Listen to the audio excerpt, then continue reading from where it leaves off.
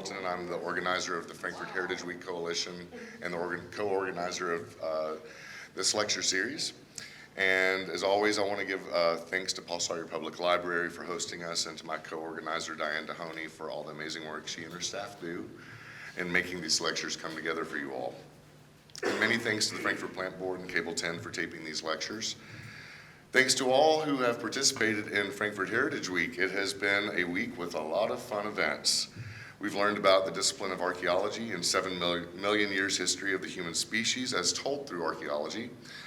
We had a great turnout for Frankfort Trivia at the Brick Alley. We learned about the Brown family's influence on early Frankfort's infrastructure. We learned about the history of Peaks Mill. We celebrated Franklin County's 229th birthday with a first of its kind concert at Lakeview Park, and had around 1,500 to 2,000 attendees. We held a kids archaeology event this morning at Cove Spring Park. That was incredible. And we're finishing the week off learning about the 480 million year history of Franklin County, the land that Franklin County sits on, and the importance of our natural resources.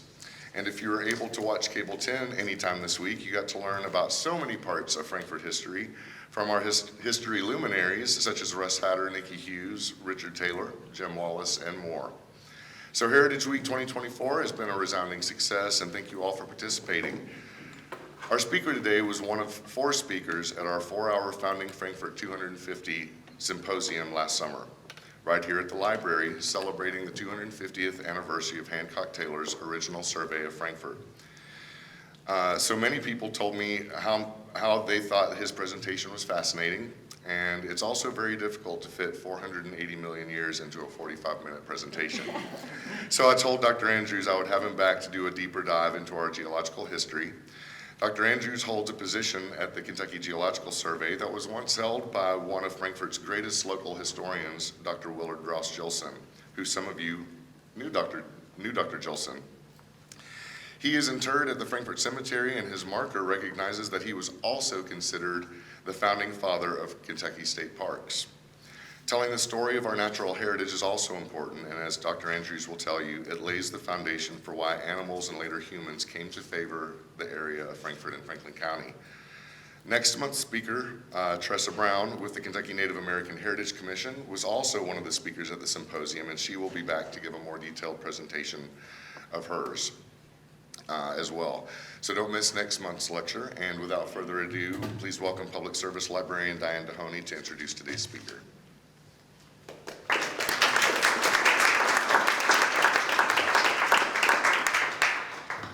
Good afternoon. Thank you so much, John. As John mentioned, my name is Diane Dehoney. I am the Community Service Librarian here at Paul Sawyer. On behalf of the library, I want to welcome everyone out this afternoon. Thank you for spending this Saturday with us. We appreciate you coming in. So it is my great honor to introduce to you Dr. Drew Andrews. Dr. Andrews is the acting director of the Kentucky Geological Survey, where he has worked since 1996. Most recently, he was the head of the Geologic Mapping section of KGS. With expertise in geographic information systems, geomorphology, and geologic mapping, Drew is also an adjunct assistant professor of geology at the University of Kentucky's Department of Earth and Environmental Sciences. A lifelong Kentuckian born in Frankfort, Drew received his Ph.D. in Geological Sciences from the University of Kentucky, is a fellow of the Geological Society of America and the Kentucky Society of Professional Geologists, and is licensed as a professional geologist in Kentucky. Please help me to welcome to the podium Dr. Drew Andrews.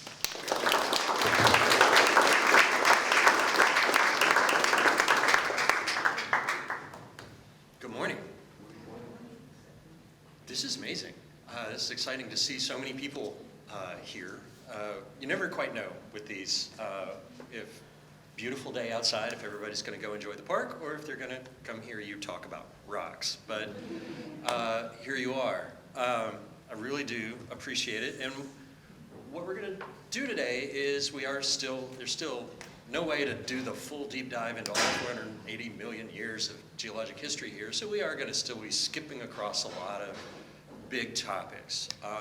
I do have in the back some postcards with some information about our organization, our department at the University of Kentucky, the Kentucky Geological Survey, and I've got business cards. You have a question back there, grab a business card, email me. I'll be glad to help you out with whatever you may be trying to figure out. So people have said, well, I'm really excited to see what you're going to say today, and I am too. Some people write their presentation and read it, right? I don't do that. I do a very poor job of presenting when I am really well prepared, ironically. And so there's several things I'm not going to talk a whole lot about. First, I have to acknowledge, because it's not a huge point of emphasis, that Frankfort has been lived in for a very, very, very long time, and a lot of the history that I'm going to spend a lot of time talking about is only the last 250 years. But there are thousands of years of people living on this place, and I just want to make sure that we acknowledge that. Another thing, as John alluded to so efficiently, you all have some extraordinary historians around Frankfort that can communicate for you the details of the narrative of Frankfort's history. I'm not even going to pretend that I can compete with that. And so I'm going to be grabbing pieces of that narrative and connecting them to our landscape. Okay, I'm not going to pretend that I'm an authority on the history. I'm relying on those historians, on the anthropologists, for what they know. My expertise is in the boring gray stuff. Pulled off the side of the road, just off the east-west connector today, I literally walked to the ditch. First rock that hit my shoe, I grabbed. It's full of fossils. Okay, there is nothing. It's an extraordinary little piece of rock. There's nothing extraordinary about this. This is absolutely, completely normal here in Frankfort. This is your typical Frankfort rock. It's a piece of limestone. It is made out of the mineral calcite, which, by the way, is the new state mineral. For a very long time, the state mineral was coal, which was appropriate because we mine it, but in strict geologic terms, it's a rock, not a mineral.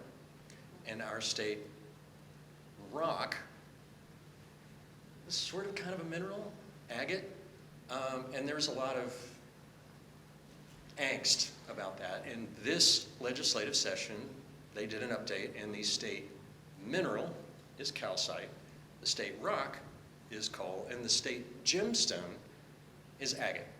And so until somebody starts arguing about chalcedony and agate, which they will, we're good. We're good for a little while. But those state symbol designations are a wonderful civic project for some class, some middle school class to worry about. But I do have a chunk of limestone, and so after the talk, if you're interested in coming up and looking at the fossils, you're absolutely welcome to. If anything happens to this sample, literally, I can stop by the side of the road and grab another one. So absolutely safe. But what this talk is going to be about is about that rock, and it's about the land. It's about the shape of the land and the resources of that land and how we've used it and how we've responded to it. And any time you move around Frankfort, probably as much as, well, any place you live, I believe you can look at and go, the land has something to do with why we use it this way, why it looks this way. And that approach can be lumped under a term called geoheritage. And to some specialists in geology, geoheritage refers to very extraordinary places, the Grand Canyon, etc., the Great Plains, Denver, where you have these dramatic landscapes, these bold illustrations of certain features. I believe geoheritage can be communicated, exercised, used. It's a verb to me, not a noun. It can be undertaken anywhere because everywhere we are, we're responding to the land and the resources there. And that's what I want to talk about today. When you move around Frankfort, my wife I get really confused. I was born here, and I'll get myself turned around driving around town sometimes when I'm not on the main roads because so many things twist and turn as the roads. The roads aren't in a strict grid once you get out of downtown. That's because those roads are responding to that landscape. If you go to Louisville, much more grid pattern. Lexington, spokes on a wheel, right? But Frankfort is having to move up and out of the valley and around the valley and between the ravines. And it's a very bold illustration of how the landscape impacts a town. Now, part of the story that I want to have to kind of give you some background on didn't happen here. Once upon a time, 2 million years ago and older, the river system that flowed past what's now Frankfort turned near what's now Carrollton and went north.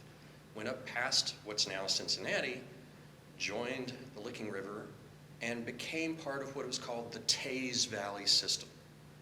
The Teays is an ancient river system that flowed from southeast to northwest across this part of the continent. And so the Licking River, Kentucky River, were tributaries to this major river system. The Salt River and the Green River went a different direction, joined what then was a much smaller ancient Ohio River. Enter a glacier.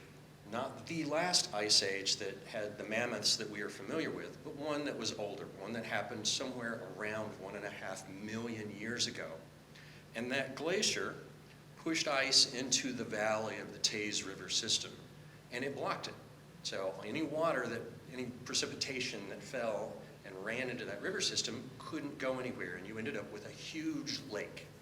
Essentially, it started filling up like a bathtub because the water couldn't escape. And over the matter of a few decades, that valley filled up enough that it reached the low point on the divide and spilled over. And so you have an entire valley worth of water now going across a hilltop.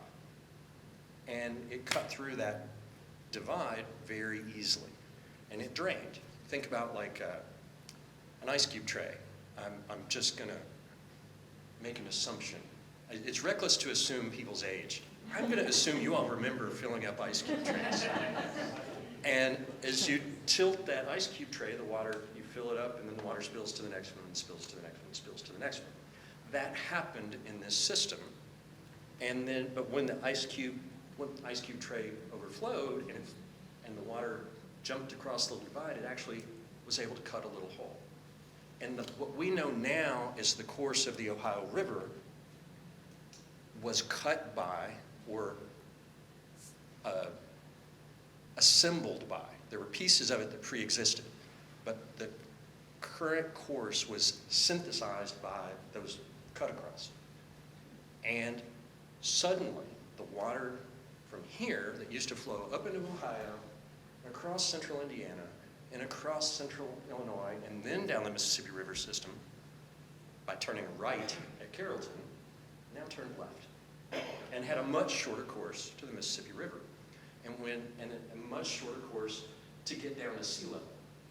And so what happened was, starting up near Carrollton, is a big waterfall occurred because it was able to just drop off into this lower basin, and that waterfall zipped right up by here relatively quickly, okay, geologically speaking. 1.5 million years ago, it may have only taken a few thousand years, which to us is a very long time, but in the context of the way we measure the geochronology, it happened really quick. So some giant waterfall cut its way back up past and left the valley we see now here at Frankfort. So that's a piece of the story. And so what we're left with is this plateau of rocks here in the central bluegrass with the rivers cut into it. The Elkhorn Creek, Benson Creek, the Kentucky River, okay? And every other part of our story relates to how do you get down to that creek, how do you get back out of that creek, and wow, just how beautiful is this? So Frankfort sits at a boundary. You go east, you go west, and you're up on the bluegrass. So it's not quite obvious there what that boundary is, but if you go north and south along the river, you will notice that the valley looks very different. If you go north along the Kentucky River, the river's relatively wide. The valleys are often asymmetric. When you're down around Monterey, there will be a steep side to the river valley and a gentle side to the river valley. When you get a little further down, it's big and it's wide and it's kind of trapezoidal shaped. It's like a mile-wide valley. If you go south, very quickly, that valley narrows down, and you've entered the Kentucky River Palisades. And that was a choke point. That was important because for a very long time, the river was the corridor. The river was the highway. If you were going to move goods, you could put it on a wagon, dragged by a horse or an ox or a donkey or a mule, whatever, and you could go a few miles with that. If you were going to go farther, you were going to be staying overnight, and you had to feed the animal. So you had to throw some food on the wagon too. And if you were going to go farther, you had to throw more food on the wagon and take off some of whatever you were going to carry. If you're going to go even further, more food on the wagon, less stuff. And so going over land, you weren't going to be able to get things very far, very fast. But you put it on the river, and you could go.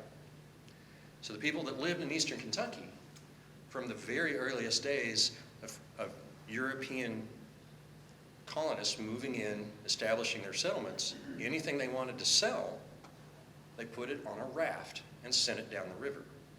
And so they would build a log raft on the bank of the river. They would put whatever they wanted to send down to sell on that raft. And the next time there was a big flood, would come and lift that raft up. They'd wait for the peak of the flood, cut the rope, down they go. And then they would hopefully, about half the time, make it to here. And when they got here, they had had this very harrowing journey. You think about trying to steer that through the Palisades on a flood, which is the only way you're going to move it. By the time you get here, you are worn out. Now, some of the braver souls are like, we'll push on, and they might get as far as Louisville, which there was a waterfall there, so they were done, which is why there's a community in Louisville called Portland. People would have to take their stuff out, portage around that waterfall, and that's where the rest of the people gave up, usually. But a lot of people got here.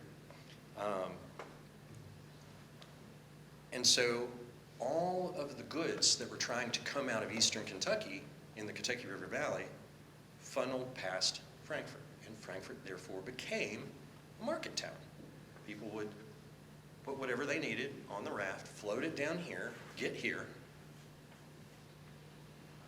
stop the logs in a boom, sell the stuff off, take their money, buy a cool new shirt, nice new hat, whatever they needed, and walk home. And then next time there's a flood, do it again. And this was the way they took things to market. And so that gave us a lot of the features that we see here around town. One of those, and I'm going to reference certain specific landmarks here, Jim's Seafood has not paid for that endorsement. There we go. Sits right at Lock and Dam 4 on the Kentucky River, and you can still see some of the old lockmaster houses, et cetera, some of the old Corps of Engineers facility on the opposite bank that's still visible and still there and still to be seen. So from the 1830s until early 20th century, a whole series of dams were built up the Kentucky River to control the navigation, to help maintain a pool so that things could move up and down the river. Well, as they were getting late in that, they had taken so long to build all the dams, the railroads were taken over. And so as the very last dams were getting built up near Beattyville, the railroads were already punching into eastern Kentucky, and people weren't risking their lives to bring things out on the river anymore. And so that system, by the time it got installed, was irrelevant, or less relevant. Not irrelevant, less relevant. There were still goods moving up and down the river, but it was less important. But it's still a very important feature. But nonetheless, because the river was the highway, there's a tradition of a lot of warehouses, manufacturing, trade, exchange, being focused along that river. In the early 1800s, most of the riverbank, if there was any flat ground along the riverbank, it had a warehouse on it. It had somebody's tavern. It had a place to cross the river. It had a place to unload goods from the local farms. And so if you think about the land use, the patterns along modern interstate highways, if you go along a highway, all along that highway, even if you're out of the city, there's gas stations and little shops and little restaurants all the way along. There's always a McDonald's. As you go, every exit along, well, this was the same sort of thing. And so as you went along the river, but then you would get to the town, and that was where real business could happen. And so a lot of the industry in Frankfort historically is taking advantage of that history of the river as transportation, but also just the fact that that flat ground is a nice place where you can build a big building, right? And so river valleys are a good place for that. There's a challenge for that, though, because those river valleys also flood. So I don't have a lot of flood pictures here. I file that under historical narrative, but that's a fact of it. And so even though the river valley is an attractive place to put your business because you have easy access to the river for transportation, it's also a gamble because you could lose your business in a flood. Now, we also just have to acknowledge that these are beautiful. These are absolutely beautiful. And by being in the Paul Sawyier Library, I believe I am, even though I'm not getting paid for this, I am contractually obligated to acknowledge Paul Sawyier as honestly, genuinely one of my favorite painters. Since I was as young as I can remember, I've had Paul Sawyier art on a wall in my bedroom, in my house, etc.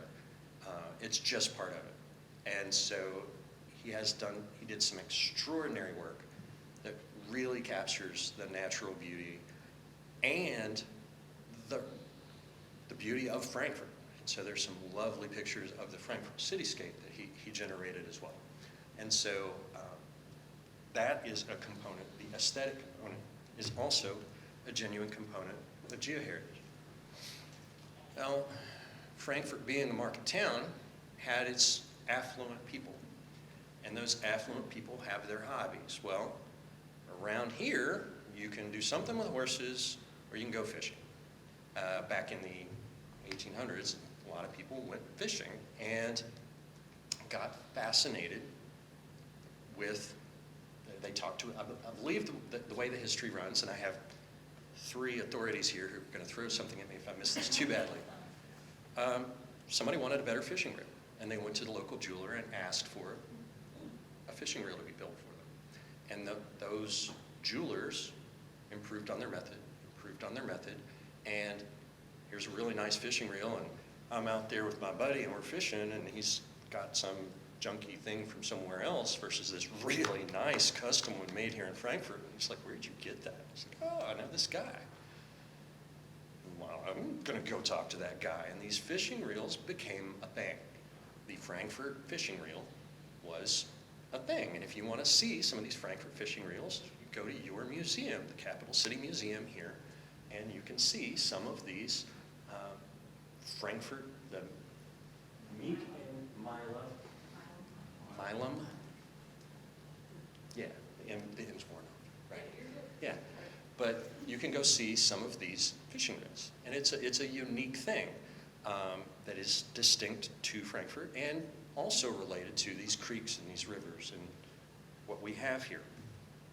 But the other part of this is not just the river, but the rock that river is flowing apart. And this has been my job, my dissertation was on the river because I was trying to understand why the Palisades were where they were. So if you are having trouble sleeping, let me know. I can give you a presentation on the geologic history of the Kentucky River. I won't do that to you today. But the rock has been my job, understanding the rock. Now, there are some people in my office at the Kentucky Geological Survey that get to really look at the neat, sparkly, shiny minerals, right? The calcites, the fluorites, the barites, the beautiful crystals and whatnot. I work on the boring gray stuff in between. There's a lot more of it, and it has a lot more influence on your world. And so I deal with shale, I deal with sandstone, I deal with limestone. They're not flashy, they're not fancy, but they are literally what you're standing on. And so here in Frankfurt, we have limestone. As you go around different parts of town, as you drive up and down some of the road cuts, whether you're on I-64 or on the connector or you're going up 127 or out 60, whatever the case may be, you're going to notice that this road cut looks different than that road cut. The layers are a little thicker, the layers crumble more, they're maybe not as distinctly flat layered or maybe a little more lumpy. It is said that the Inuit in the Arctic have 50 different words for snow. Geologists have about 50 different words for limestone, and you have a lot of those here in Frankfort. And it is subtle variations in those textures, in the way those are bedded, that tell us things about the ancient environments, that tell us what happened here. And there's a whole mosaic of interlocking environments that shifted back and forth across what is now Frankfort to give us this big stack of limestone. It's all limestone, it all is calcite, but there are literally people that are making entire careers of studying the different layers right here, or starting their careers as graduate students, learning these different layers. And so, regardless, when you look inside these layers, you will see fossils. And you may see nice, whole, beautiful fossils, like in this picture. More than likely, you're going to see a whole bunch of, may just look like kind of broken up rock to you.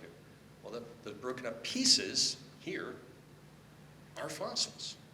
And so the fossils were growing, got washed around in the waves, broken up into pieces, and then that's what became the rock, is the broken up pieces. And so the matrix that's in this, around those fossils, is more fossils, or the pieces of more fossils. And that's what this rock that I have in front of us is made of the same thing, same kind of material. What does that represent? It represents kind of a scary place. There were no fish, there were no sharks,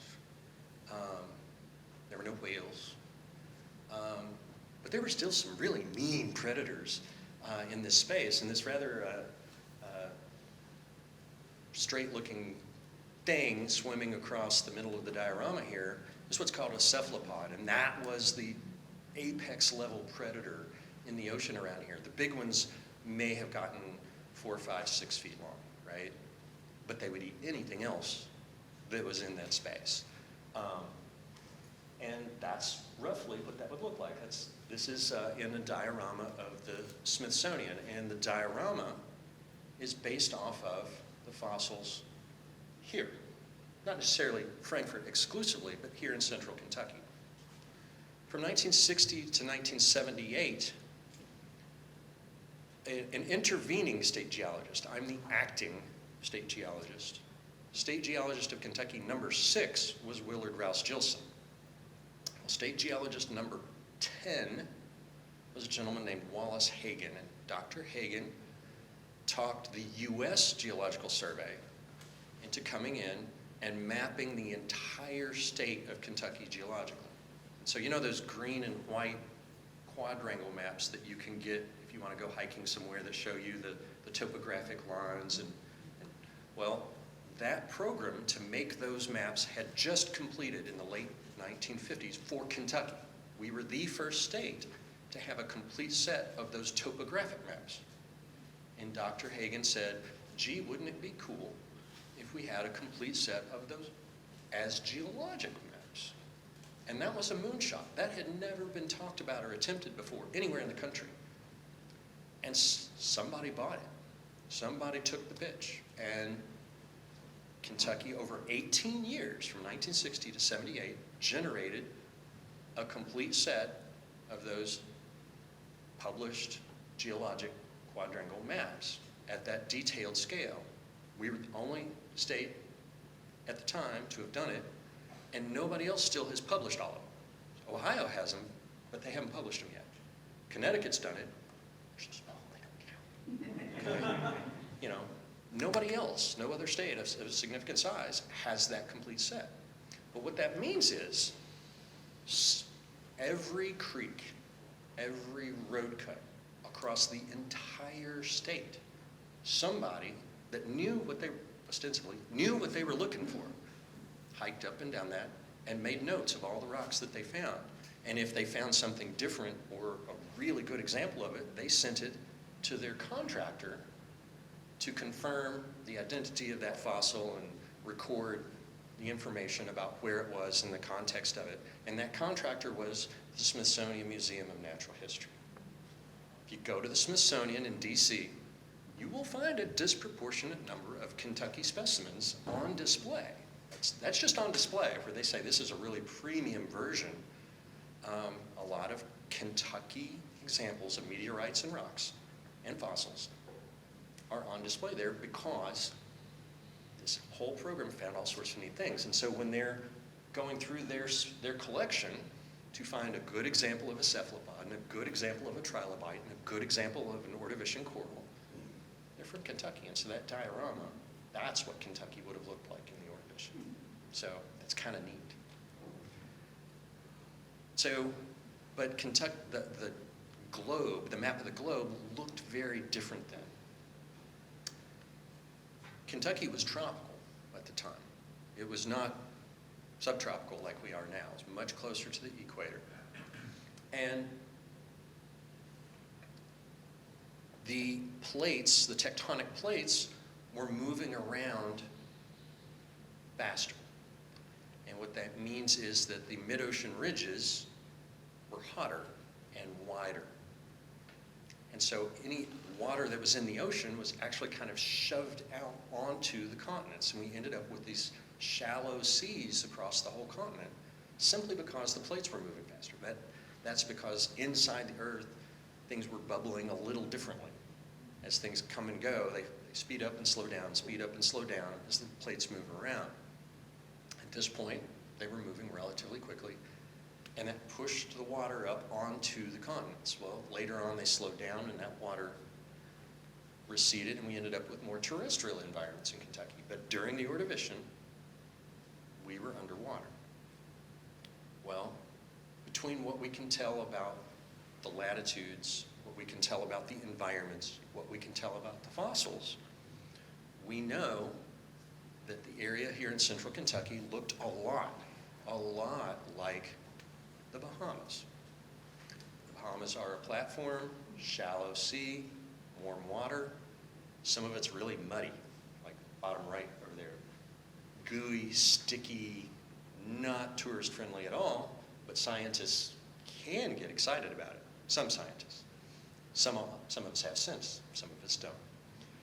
But you have these shoals, you have these beaches, you have these shallow bays of these carbonate environments, and that's the same kind of mosaic that we had here. And so scientists who really want to understand central Kentucky Ordovician rocks take trips to the Bahamas to compare. So next time, if you have a chance to go to the Bahamas, you can tell yourself, you're actually, no, I'm not just on vacation. I'm studying geological analogs, and be sure to say that to your friends and see how long it takes them to call somebody to check on you. There's several really key things about limestone that create unique aspects of our landscape. One of those is karst. That mineral calcite, if you take a weak acid, it doesn't have to be a super strong acid, but a very weak acid, it will dissolve. Calcite will dissolve. Natural rainwater is naturally a little bit acidic. Now we all remember concerns about acid rain from nitrogen oxides and sulfur oxides being in the atmosphere. I'm not talking about acid rain, I'm talking about natural rain. It's still a little bit acid, and it will, over time, dissolve that limestone, and we end up with caves and sinkholes and springs like we have all over the bluegrass. Same sort of thing. Another nice thing about limestone is it's hard enough that it makes a good foundation for roads, for concrete, but it's soft enough it doesn't tear things up that are driving on those roads. And so it makes a very good aggregate for gravel, for construction, for infrastructure. Any community in Kentucky that has limestone near it will have a quarry, or they have high construction costs. because it is cheap to dig that rock out of the ground. It is expensive to transport. And so if you take something and you drive it to the edge of your county, go a county away, you double the price if you're mining limestone. And so any community, they may have it subtle. They may have it put away. It may be behind a hill. There will be a quarry around it. It may be closed down, but it will still be there. We have quarries here in Frankfort. One of them has been causing a little bit of excitement. I am not going to address the potential for future excitement on that. That is an engineering question that is beyond data that I have access to. But this quarry is a good illustration of the fact that the limestone was a target. It was important. It let people build a dam. It let people build the structures around here, let them build roads. You were able to do your infrastructure development here because you had quarries. And that's just a fact. Another neat thing about this, though, is those caves and those sinkholes. And so there are always some natural fractures in the rock. That is just kind of the nature of you bury it, and it forms under a certain pressure, you erode it and change that pressure, it's going to break and snap a little bit. And you're going to have these natural fractures. And those natural fractures are a way for the water to easily sink through the rock. And you take a little bit of that slightly acid water, run it through a crack in the calcite or in the limestone, and it's going to dissolve the edges of that crack, which makes it a little wider. Well, that makes it a little easier for water to get down and go through. And so a little more water will come through, and that water's also a little bit acid, and it dissolves it out a little faster. And you end up with a cave, with sinkholes. And so you end up with anywhere in the bluegrass, you're going to find caves and sinkholes. And you might remember a restaurant. I remember eating in the Cave restaurant when I was very young. I moved away when I was about 6. I lived from when I was born to when I was 6, lived here in Frankfort. I remember eating in the Cave and thought it was just great. Thought it was just so cool to go underground to eat. I don't know why, but my mom didn't like it much, so we didn't go as often as I wanted to, but I always wanted to go and eat there. Anyway, another little landmark. But an additional feature of the way the limestones dissolve is they generate soil with a lot of different nutrients in it. The limestone here around Lexington and Frankfort has a lot of phosphate in the rock. It's in some of the fossils and it's in some of the little nodules. And then as you dissolve that, well, the phosphate doesn't dissolve out as easily as the calcite. The calcite dissolves and just leaves, but the phosphate still ends up in the soil. Well, phosphate's a fertilizer, right? It's a nutrient. And so you end up with these just ridiculously fertile soils here in the bluegrass. It is wonderful for growing grass. It is wonderful for growing trees. It is therefore wonderful for growing crops like corn or tobacco. And then if something's going to be eating that grass, it's going to be very healthy for those animals too, especially larger animals. Now this is where I will step into the historical narrative a little bit. When a lot of the first settlers to the area had big land grants. They were the officers from the Revolution, whatever, that had a significant amount of acreage. Well, they came in and they were trying to flex on each other. They had this new farm area. They were developing farms. They were able to kind of go any direction they wanted with their economy, and they had no idea what was going to do well. So they tried everything. They tried every breed of cattle they could find, every breed of horse, every different sheep, goats, mules, pumpkins, corn, wheat. They tried everything, and they would try to compete with each other. My pumpkins are bigger than your pumpkins. Well, let's get together at the end of the season and let's see, right? And, they'd go down to the county fair and they would do it. Well, how do you say my horse is better than your horse? Well, you saddle them up and you race them. And the horses from around here would race with a horse from maybe out in Owenton or something. They would bring their horse in and they would race and go tearing down the way, and about halfway through, the Owenton horse would break its leg. And Frankfort horse would, Lexington horse would finish the race. Well, okay. We'll try again with a new horse next year. Owenton comes in, Frankfort comes in, Frankfort horse finishes the race, Owenton breaks its leg. The person in Owenton says, I am done with that. I'm going to raise cows. We're not going to race cows. I'm just going to have big, healthy cows. So Central Kentucky became that horse capital, I think, by attrition, because nobody else could compete with them. They survived the race. They kept winning the race. They kept being able to finish the race. Everybody else was like, yeah, that's fine. You can have your horses. We're going to raise our cows. Kentucky is the largest beef cattle producer this side of the Mississippi River. It's the dirt. The dirt is because of the rocks. I'll stand by my statement. So when you have lots of corn, you can grow your crops really well. We have rivers and springs, so we have a good water supply. You end up with too much corn.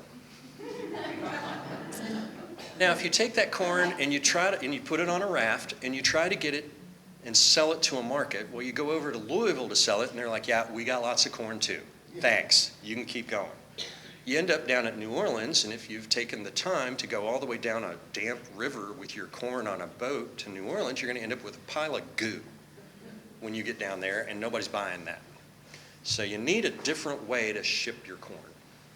Well, it turns out, if you ferment it just so, keep it in a barrel for a little while, and then send it down the river, it keeps, and it gets a lot more money. And people are a lot happier to buy it. And so Central Kentucky became this bourbon capital because people needed a different way to ship their corn.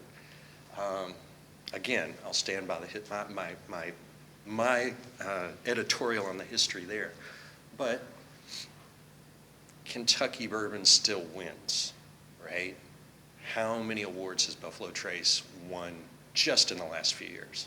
I mean, seriously, it's ridiculous.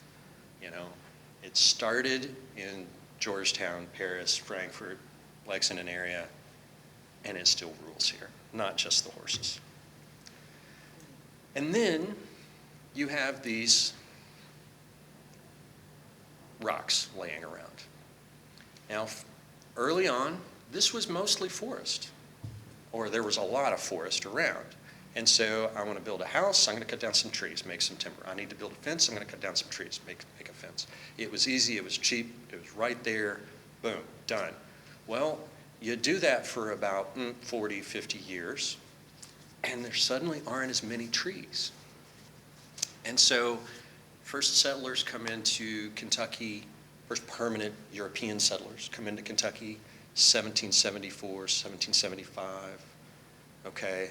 They start building their stockades out of wood, start building their cabins out of wood. By 1792, enough people have come in that we achieve statehood. Everybody's building everything out of wood. A few brick here, whatever stone there, but wood. It is mostly wood. Well, by 1840s, that wood is getting expensive. That wood is a premium. And people are starting to go, I need to build a fence. What am I going to do? Enter a famine in Europe, all across Europe. And because of English mismanagement, particularly hard-hitting in Ireland, where, coincidentally, they have thin-bedded limestones. And in the area of Ireland, most hit by the famine and the poor economic management policies, it was made of this thin-bedded limestone. And the English were like, well, yeah, but we're not going to just feed you. You got to work for it. You got to do something. And it's like, well, okay, what do you want us to do? Sign us up. I'm like, well, we don't really have anything for you to do. That conversation didn't go well. They finally were like, fine, just build a wall.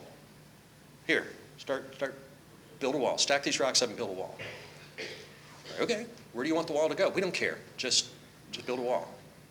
You go to the Burren near Galway in Ireland, you will see stone walls that just go up a mountainside. And it's like, well, what is that separating? Nothing. It's just there. This was their version of a works project administration that we had in the 1930s, right? Same kind of thing. So a whole family would go out there and stack these rocks up and build these walls until they had enough money that they could risk getting on one of the famine ships. They called them coffin ships because it was such a poor chance of you getting to America. But if they got to America, then they come in and they're like, hi, I need a job. I'm like, we don't have a job, keep going. And some of them ended up in Kentucky. And they get to Kentucky and people are like, well, we need somebody to take these rocks and build a wall because we can't afford it with wood. And they're like, wait, stop. Seriously? I know how to stack rocks. And most of the earliest stone walls that got built in central Kentucky, starting in the 1840s and 50s, were these immigrant Irish stonemasons, right? The professional stonemasons in Ireland stayed in Ireland, and they were still building mansions for the English that were still running things. The people that had experience with these famine walls ended up here, and they're like, oh yeah, I'm a mason. And they built these walls. Well, a few Irishmen start working to build a wall. That's a lot of work to carry, to stack, to move all of that stone. And the landowner's like, hey, move it up here. Can we go a little faster, please? And they're like, well, if you want it faster, I need some help. They're like, all right, fine. They took some of the people that they had enslaved and said, you're going to go over and help these guys stack these rocks up, help them move these rocks. And so the enslaved African Americans were put on the detail to help. After the Civil War, both groups had experience building those walls. And so a lot of the stone walls that we see all across central Kentucky are a result of two bad economic strategies and two exploitive episodes in Europe and here that made something, ironically, beautiful and enduring. So we end up with the rivers, and we end up with the rock. Anybody that has spent any time around a river knows that there is a power to flowing water. There's an energy to it. You're not, people say, oh, we got devastated in this flood, we're going to rebuild, it's not going to defeat us. Guess what? It's going to keep winning. Every time you play that game, it's going to win as people in flood zones learn. But the water has enough power to pick up those pieces of rock and move them when there's a flood, when there's a little more water, right? And people learned very early on to harness that power. And all across central Kentucky, along these creeks, where these near the waterfalls, they built mills. A lot of the early industry was near the river, near the Palisades, using the power of that water. So they would build a dam or just take advantage of where they were on some of the steeper parts of the creeks, and they would catch that water, use it, and run the equipment that they needed in their factories. And so a lot of Kentucky's industry started with water power. So the short version. We take the rocks, the limestone. It's made of that calcite with all its unique properties that make caves, that is good for roads, etc. And we take the erosion patterns of these rivers, and the rivers are very ancient. The courses and patterns of these rivers are very ancient. And that's a whole other presentation. I was talking to Richard Taylor about this just earlier. That's another talk I could give about the changes in the river through time. And again, that's the one if you need, a sedative. Sign me up. I can do that one. But you have these glaciers that weren't here. The glaciers didn't get to Frankfort. The glaciers were up in Ohio when they had this impact that changed your landscape here, or that changed the landscape that would become yours here. Let's go with that. And those two main things, those rocks and the river shaped by the glacier, has created this landscape that has impacted your transportation, your economy, your scenery, and the natural resources here, and done so all across central Kentucky, in fact, anywhere people live. So with that, I have to put a plug in for our department. I mentioned the geologic maps, right? No other place has that published set of paper geologic maps. We can do you better. 1996 to 2004, our office digitized all of those maps and stitched them together. And they couldn't figure out how to do the e-commerce and sell it at the time, because in 2004, 2010, that was still relatively new. PayPal wasn't quite as ubiquitous as it is now, and they couldn't figure out how to charge for it. And so they were just like, we give up, we'll put it on the web for free. And people found it and said, this is great, hey, can we give you funding to do X? So it turned out to be a great idea for us. But a whole lot of other states still try to charge for it. And they don't get the traffic we do, they don't get the use of it, and you don't get the public good in those other states that you do here. You can go to our website and you can get not just a geologic map of where you are, but you can get information on water wells, sinkholes, oil and gas wells, coal, limestone resources, etc., all across the state, plus information about water quality, water quantity. Okay, there's a tremendous amount of information for free on our website that you can get to. If you have any questions about that, that is very much my wheelhouse. Please grab one of my business cards and I'll walk you through it. I'll be glad to. So, in particular, we have some virtual field trips, and one that may, have some interest for you, perhaps. Someplace you have probably been many times is Cove Spring Park, and we have a geologic virtual field trip to Cove Spring Park that you can access through our website.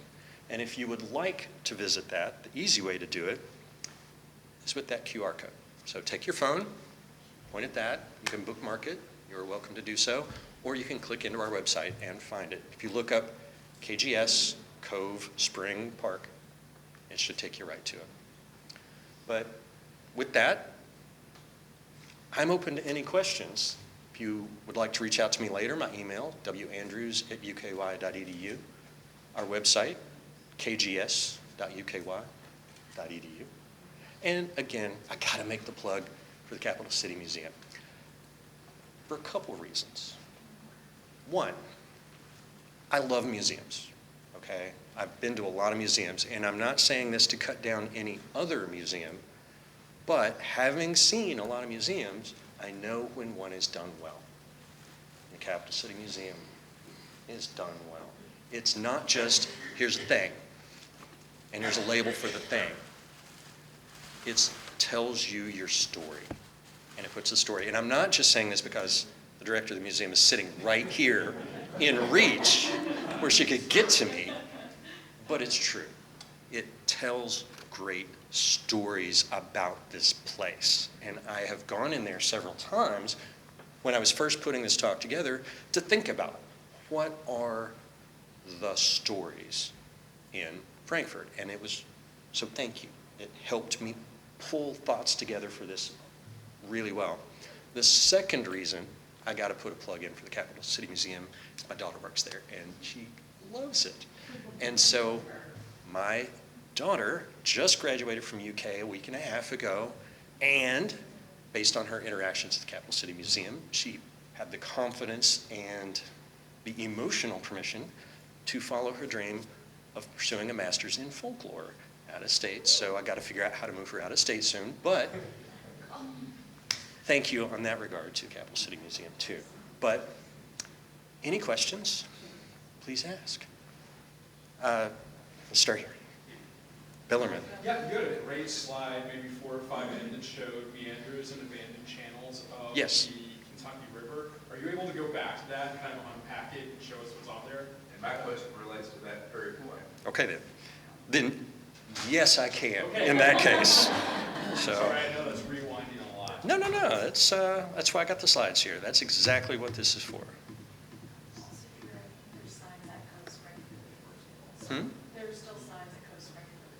Yeah, so the stop numbers in our virtual field trip are related to physical science there at the, and that's kind of unique in our virtual field trips. Nobody's done that other places, so it's kind of a model in my head of how we ought to be doing it with other people. And they're great. We were there this morning and the kids loved it, so thank you. Yeah. There you go. Yeah. All right. So this is a map view. It's actually the geologic map, one of those published geologic maps that I was referring to. That's a snapshot of that geologic map. So the question is about these abandoned meanders. And so as you're looking, here's Frankfort, and the river goes through here. Here's river floodplain that extends back. The Coast Guard Park goes back here. The river used to turn and go around here, and this was a peninsula of land. And Benson Creek came out and joined the river here. But something happened, right? That's in a lot of geological events, there's a specific detail that can get lost. We're not quite sure what happened. It's like the river cut off the bend. Yeah, okay, we see that. But what is that? How did that happen? Okay, that's a little more speculative, and we get to that later. But the river that used to come like this and the creek that used to join like this, both got cut off and come straight from here. Well, is it possible that had the backup of the glaciers that it would have elevated the river to that much, or you would have had a change in shores? Yeah, but that would have been a calm, still water thing, right? And so you block, there is evidence for glacial backup in that late ice age, not the old one, but the one that's only 20,000 years ago. The Wisconsin. It backed up past, so lock and dams 1 and 2 are built on glacial clay. And they were up there to build, because you're trying to build this big solid thing on stuff that's going to ski right out from under you. They managed, and they're still there, right? So, cool. And this is they built these in the 1830s, which is wow, right? 3 and 4 are built on ledges, rock ledges. So they were little waterfalls that are buried underneath the river valley, sort of. So there is a chance that the water could have gotten ponded up during the Wisconsin and ended up here, but it would have been, like I say, a calm water event. And it wouldn't have punched through that peninsula rock, right? So it's probably a flood, a big, big rain event up in eastern Kentucky that sends a big punch of water coming through that punched through that. Well, it needs this is the speculative bit, right? It needs a chink in the armor. And that's where the caves may come.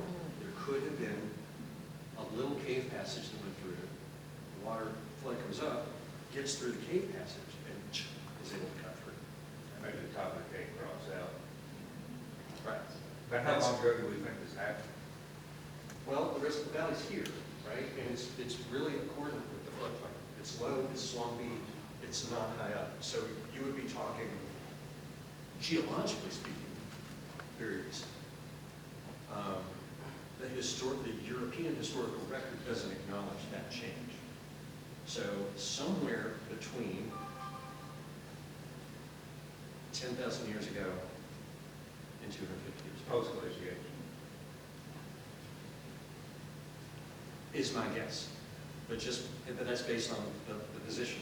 Now, an interesting thing is, as you go up and down, I mentioned as you go up and down the river valley, this is the sediment part, okay? This is my dissertation. There are different layers that we understand in the geology, and those layers very gently dip. Okay? You're coming up toward the top of what's called the Cincinnati Arch. And it's a whole nother presentation, but we'll get back to that. But what that means is from here to Carrollton, the rocks very gently dip down to the west. And so you get the rocks that are at the top of the hill here are down at river level halfway to Carrollton and are below the river level at Carrollton, right? And the different types of rock determine the shape of the valley because of how the river can erode that rock as it bounces back and forth against it. In the Palisades, it doesn't have enough energy to erode the rock. There's no chink in the armor. They're big, thick beds of limestone, and there's no shale for the river to get a hold of and pull blocks at. In the rocks that are here, it's all these thin little beds with little shale beds in between all of them. So it's able to just, it's able to pick them out relatively straightforwardly. And then further down is a lot of shale, and it can just unzip. And you get this big wide valley up here. So when you have that, the kind of rock here, you find these meanders forming, these abandoned meanders forming. Well, as you follow this, as you go up straight and you start up into the Palisades, you find these abandoned meanders progressively higher and higher and higher off of the river. And you're following this layer of rock here. As you go into the Palisades, this layer of rock is going uphill. And so this layer of rock created the pattern and process that generates these abandoned meanders. So when you get down in southern South Versailles, down around Nonsuch, you get big, beautiful, very well-developed abandoned meanders up in the top of the valleys. We're actually getting a historical marker put in for the Nonsuch abandoned channel and referencing Willard Rouse Gilson sometime in the next couple of years. Oh, great. But, yeah. Did that kind of I was also going to ask you to address the Eaton Shale Belt, because when you reference the arts, I think a lot of people don't, they think of bluegrass as being this huge region of maybe, 10,000 or 15,000 square miles. And really, the bluegrass that produces horse cars is only It's a mosaic. the central part. The bluegrass is a mosaic. Yeah. And the inner bluegrass is this part between here and Lexington and Paris, Harrodsburg to Georgetown, that's the horse run country. Then there's this horseshoe of the Eaton Shale Belt around it, and it's that shale unit that I was mentioning near Carrollton, right? That's the Eaton Shale Belt. So you see that, Cynthiana. I grew up near Krause Ridge, so down between Springfield and Danville, you're going through the Eaton Shale Belt. You go up to Flemingsburg and go out to Mackville, Willisburg, you're not going to be able to tell where you are. And go out north of Cynthiana, it's the same rock, and the hills all look the same, the farm patterns all look the same, and then you get a little further out, and you get into Oldham County, you get into western Shelby County, parts of clay, right? The creeks are cut. So there are these patterns to the bluegrass, this whole mosaic of subdivisions of the bluegrass. I've always thought there ought to be more of a differentiation between the inner bluegrass and the Eaton Shale and the outer, because they really are. That's the classic. That is the classic differentiation. And so the 1920s books that talk about the geography of the The popular bluegrass, literature is kind of missing. it gets muddied up, yeah. But there are different versions of that. A separate set of publications that I worked on were those landform regionalizations. And so that's a whole other, if you have trouble sleeping, I can get into that. But yeah, that's another area that I have I get a lot of enthusiasm to get my arms going. There were some hands up back here. Lithographic limestone, where does it fit in? Lithographic limestone. That is something from my undergraduate vocabulary that I don't remember the details. I don't remember the details of what lithographic limestone is, so you stumped me. I remember it was something I was supposed to know in sedimentary petrology, and it's not something I use in my day-to-day work, so that one's gotten lost in the file cabinet. Before I get to you, Mr. Taylor, there was a hand this way. Sorry. So this area was the bottom of the ocean, and the eastern and western coal fields, those were the forests, but then were coal. That was much later, right? So here we're talking about 400 plus million years ago. Through time, 270, 300 million years ago. So much later still a really long time ago, Kentucky was coal swamps. Was swamps, and that instead of looking like the Bahamas, they actually looked like swamps in Indonesia. We found that analog too. That's if you want to get into really cool explanations of Kentucky geology, you get to travel the world. Unfortunately, I don't get to do that. I get to read the papers of the people that went and traveled the world. But the coal swamps looked like Indonesia, especially Sumatra. I just happen to know that. I remember that from a paper I read 30 years ago. But I can't remember lithographic limestone, so, all right. So, so the limestone was formed in the bottom of the ocean mountains. right. It was formed in the bottom of the ocean, and then other stuff covered it, and then other stuff covered it, and it got uncovered, and then other stuff covered that, and it got uncovered, and then other stuff covered that, and then the coal swamps formed. That's the really short version. Yeah. How does the knob region fit into this picture you've been painting? So it's another layer, right? So you keep going up. Well, the next layer above the outer bluegrass rocks, which are the upper Ordovician, you start getting into Silurian and Devonian, and there's a lot of big shales that are in that, and those shales erode very easily. And on top of those are the limestones that we find at Mammoth Cave, which are big, thick limestones again. And so the knobs are essentially where you stair step up that big wall, that slope of shale, and onto another plateau of limestone. So when you get up to Elizabethtown, if you drive out the Bluegrass Parkway, you are gradually kind of going downhill the whole way until you get to Boston, and then it flattens out, and then all of a sudden you go uphill, and then flattens out. And so you're following this Ordovician rock that we're on downhill. You get to Boston, go across a river valley, and then you're going up much younger rock. And so everything under, goes under in that valley, and then you're climbing up a stair step onto the next level. So that's where the knobs fit in. And that knobs, there's a whole horseshoe of that goes all the way around the bluegrass from over in past Maysville, all the way around to Louisville. So come back.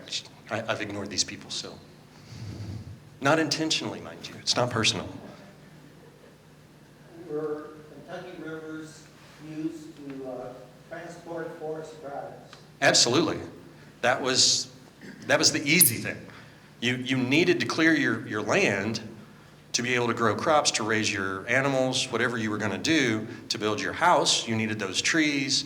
So people would cut down trees, and once they had the trees they needed for their house, had the trees they needed for their fences, well, they'd cut down some more trees so they had room for their crops, room for their animals, and they just haul those down by the river and stack those up. And so those rafts were forest product commerce. And then, well, we're carrying that down anyway. Is there something else we've got that we need to go sell? Well, you throw that on the raft and take it down too. And so it was a economy of effort in that sense. The tree helped you carry, the tree was your product, but transporting the tree helped you carry something else to market too, or not, but yeah.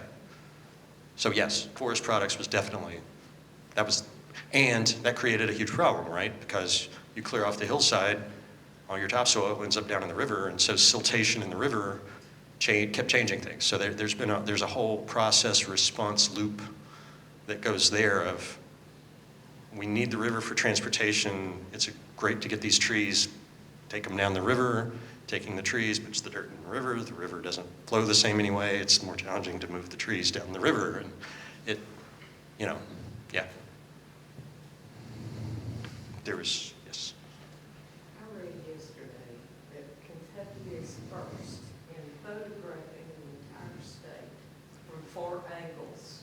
Yes. Is that helpful to your research? It will be, Uh-huh. but it They just came. already have, It just came out last week, so it will be. I've done that artificially, right? So Kentucky has statewide LIDAR. You know how if you're like out on a golf course, or even now, instead of a tape measure, you have a little handheld thing you can use to measure the size of your room. It's a laser rangefinder. right? People that are really into their golf can use the laser rangefinder to figure out how far it is to the tee or whatever. Well, really fancy versions of that get hooked up in a plane. And because the plane's flying around like this, and I'm trying to, what am I laser rangefinding? They hook a gyroscope and a really nice GPS unit to that plane, and they record the laser and the GPS and the gyroscope all together, and they can actually map laser rangefinding all over the ground. And the new topographic maps are made with that, made with this LiDAR. I have access to that LiDAR data. Actually, you do too, if you have the right, you have internet access to it, whether you have the software. It's free. And then this photo imagery is, gosh, it would be really nice if we can look at it, you know. South, east, and west. Right. And so this oblique imagery effort is something that makes a lot of difference for the people that do mapping. A lot of my mapping is different, and I can use this to confirm, check. It's not the foundation for my work. For people that do a lot of emergency response and things like that, this data will become the foundation for their work. It's going to be really important, especially disaster response and things like that. They're going to be able to, what's in here, what are we going to be looking at, and know what they've got to go, where they've got to go check, how they've got to go check, what sort of equipment they might need to take, what they might expect when they get there. It's going to be foundational for people. It's a pretty unique thing. Well, we're the first to have it statewide. We're not the first to have it, right? But Kentucky wasn't the first state to have the statewide LiDAR, but we were up there. We're the first to have that topographic mapping. We're the first to have that geologic mapping. We're the first to make it digital and give it away for free. There were some very engaged personalities. When people first were getting into computers and internet and digital mapping, and, well, I want to share my digital mapping with you, Kentucky was one of the first places where the right personalities were in the right places where they were like, yes, I will share with you, instead of, you need to pay me, right? And so there were these very cooperative people that were in the right spots in state government and in municipal governments. And we set up this very cooperative geospatial information infrastructure here. There's an office in state government under the Commonwealth Office of Technology. There's the, I can't remember, it's the Division of Geographic Information or the Office of Geographic Information. Are they a division right now? So anyway, there is a geographic information that is the foundation for sharing all of this across state government, but also local governments and private citizens and industry can access it too. And we have one of the best state portals of this GIS, geospatial information, digital mapping information anywhere in the country, hands down. And I can't take credit for it. Other people are completely responsible for that, but that group and that momentum set up, getting this program set up that was announced this week. There's some extraordinary people that do maps in Kentucky, definitely. I haven't answered enough questions over here just out of a matter of principle, so. Just for reference, could you show me where, like, the four-way stoppage at Sawyier on Elkhorn Creek, and then where it takes off towards, Peaksville? Can you show me Sawyier and Peaksville? Not off the top of my head, because I don't have a good frame of reference on this, but Peaks Mill is up above my finger, up there. Forks of the Elkhorn is going to be right here. So this is Forks of the Elkhorn. Peaks Mill is up there.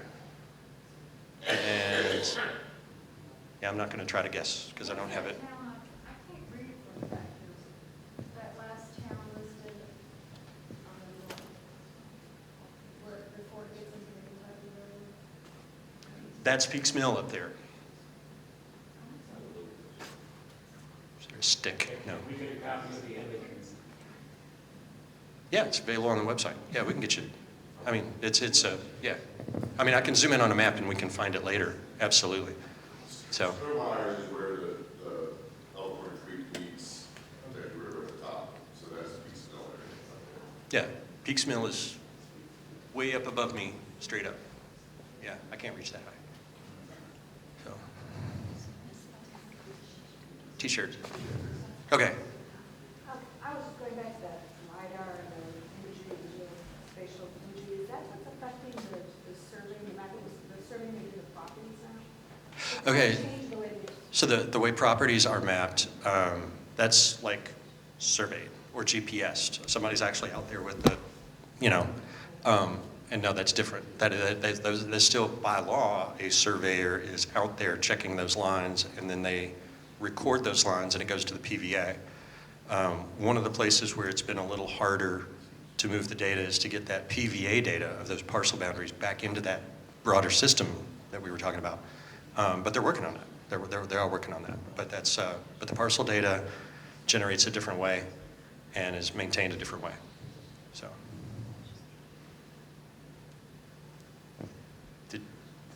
I was just curious if it's fair to consider this part of the Kentucky River Valley, Frankfort, and Franklin counties part of the Palisades, or? I would say no. I would say no. I would say the Palisades start just south of here.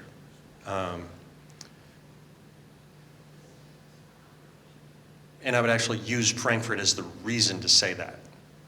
Because you can get down to the river here, and there's enough space here to have a town.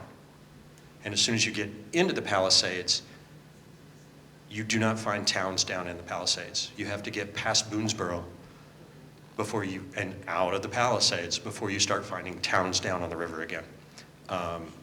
Just because there's no room for it. So that I would almost use Frankfort as the reason to say no, as the justification to say no. By the time you get down to Tyrone, right underneath Lawrenceburg, you're in the Palisades. So the boundary is just on the other side of the interstate, basically. I mean, really. So, but yeah. Could you give a quick thing about what Kentucky, this part of Kentucky would have been like when the rivers were meandering, and maybe an approximate age of when that might have been?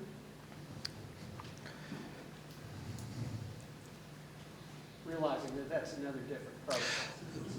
1.5 million years ago, the Kentucky River, the valley, the Kentucky River was at about the level where 127 meets I-64. Okay, so when you get just south of that intersection, you can find river gravel.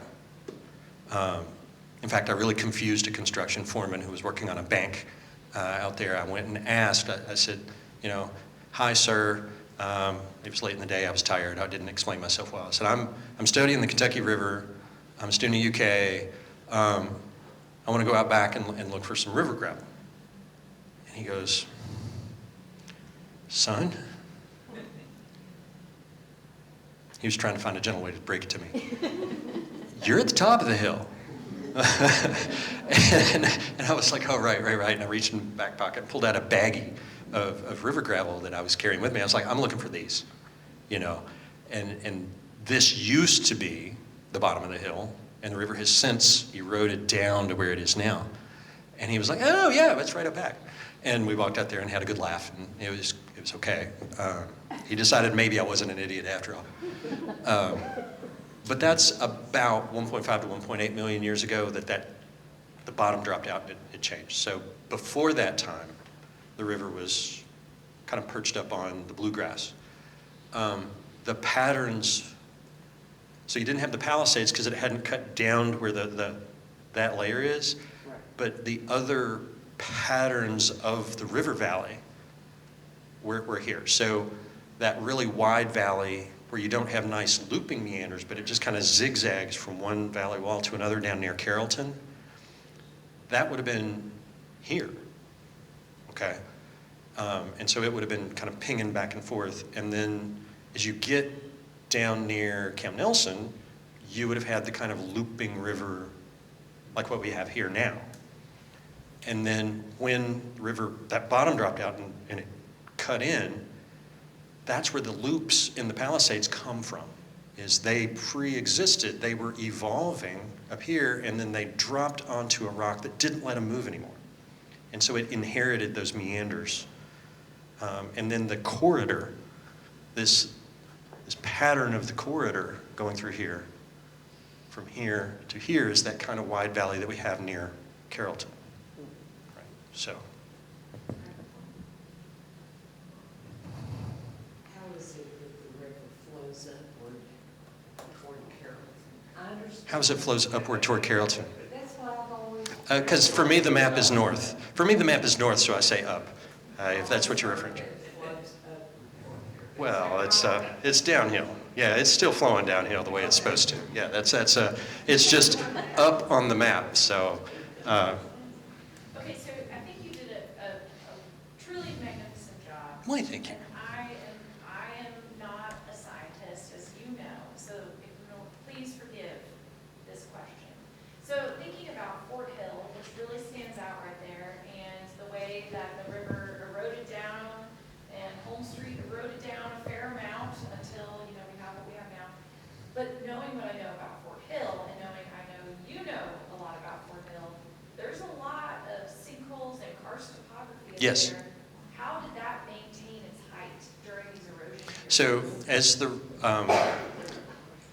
this pattern, so we have a steep valley wall that goes around the outside of the meander, and on the inside, it's a gradual drop-off any direct, for the most part, of any part of Fort Hill, except where the river used to hit this side of it, which is also steep. And then that left a gradual drop, where the river, actually, where the road can come down to downtown. And so that asymmetry, as the river turns and turns, is what carves the shape of Fort Hill. And as the river sat higher and then slid off, sort of cut obliquely down to make what's now Fort Hill, it cleaned everything off of Fort Hill and left this bare rock for this slightly acid natural water to fall onto, to then sink into the crack, to run along the crack, and then drop down to wherever the river was at that moment. And so you're going to have a whole bunch of little sinkholes all across that inside of that meander. And that's, as you go on any of these inside meanders, you find a bunch of little sinkholes. You don't find big, thick river deposits like we do in some of these other spots, but you can find a scattering of gravel all the way across. So I've found 3 river pebbles up on Fort Hill, like 3. But that's it, and that makes perfect sense. That's very consistent with what I found in the rest of the valley. So, yeah. So there was a hand back here. Yes. I guess more of an observation. Bill Ellis did a really good book on Kentucky rivers some years ago. Ellis? Ellis. Yeah. Yeah. Mm-hmm. Yeah. And he described it, you see in some of the Paul Sawyer paintings, we tend to have a difficult time to picture it before the locks and dams were put in. Absolutely. Actually backwaters all this up through here. Exactly. And he said the best way to visualize the Kentucky River in summer then was to look at the Elkhorn. Exactly. It was pools and riffles and pools and riffles. And that's why they needed what they call the winter tides. Exactly. To get enough.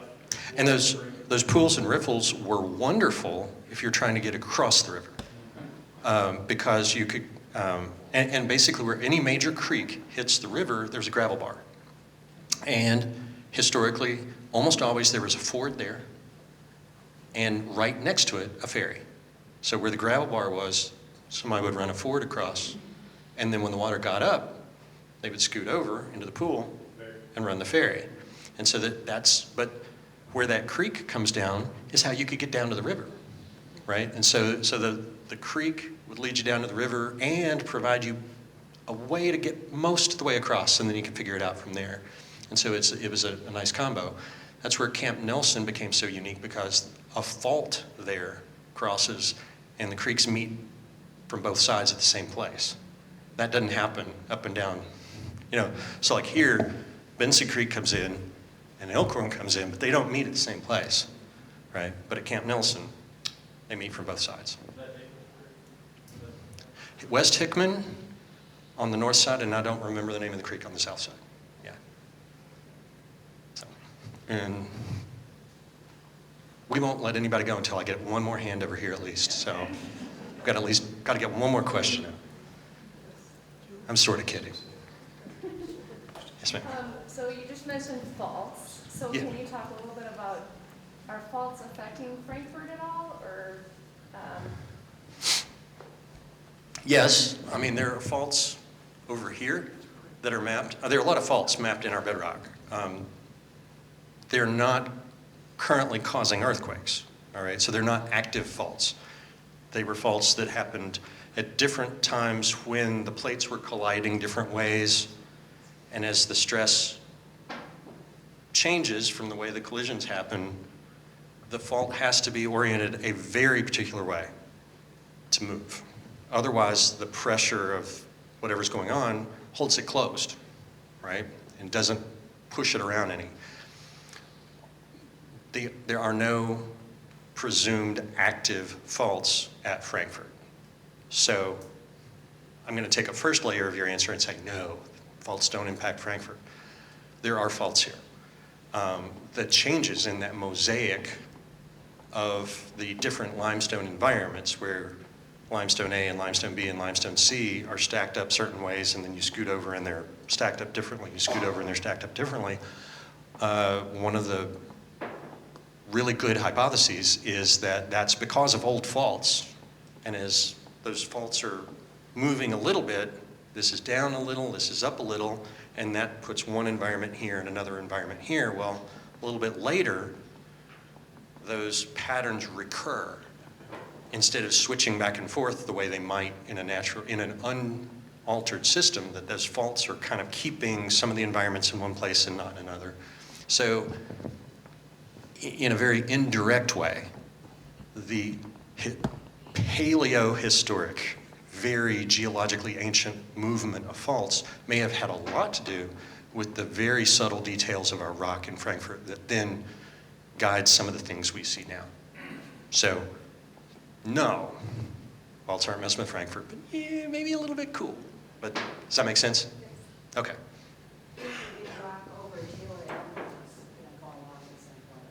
I will not say anything about that with a camera pointing at me and a microphone. I'm not gonna. That's not fault related. No, that is a geotechnical engineering issue of what did cause that and what could happen. I would need a whole lot more detailed information before I'm going to say anything in a recorded environment about that. I'm sorry? There's a geological basis for that. There are natural fractures in the bedrock. There is a quarry underneath. You're right up against a river valley, which is a big empty space, which isn't holding rocks in place. It allows rocks to fall apart. I do not know what role each of those factors might play in what's going on at that particular place. They could all be interacting in different ways to do that. That's as far as I'll go on that one. Yeah. Yeah. Somebody could sue somebody over that. I ain't saying much. So, yeah. Yeah. Absolutely. Thank you all. Thank you, and I think we will have you back for the Kentucky River Tour talk if you want to do that. The Kentucky River talk. I've been trying to look for someone to do a Kentucky River history talk anyway. As he knows, there were two engineers that wrote a history of the Kentucky River for the U.S. Army Corps at Bright, and they are no longer around. So I now know who I'm going to get for yes, and he has their book, so that makes perfect sense. And I do want to let you know that this talk is a part of a series that we put together to kind of take a deep dive into our history with geologic history. Last week was archaeological history of the human species. Next week will be Native American communities in Kentucky, and then which I just announced last week. The first lecture of the next season will be Dr. Gwen Henderson, who is the Director of Education of the Kentucky Archaeological Survey, who is curating a special talk on the Native American history as told through the archaeological record of Franklin County. So it will be special to this lecture series. So I invite you all to come out for that. And thank you all for coming. Appreciate it.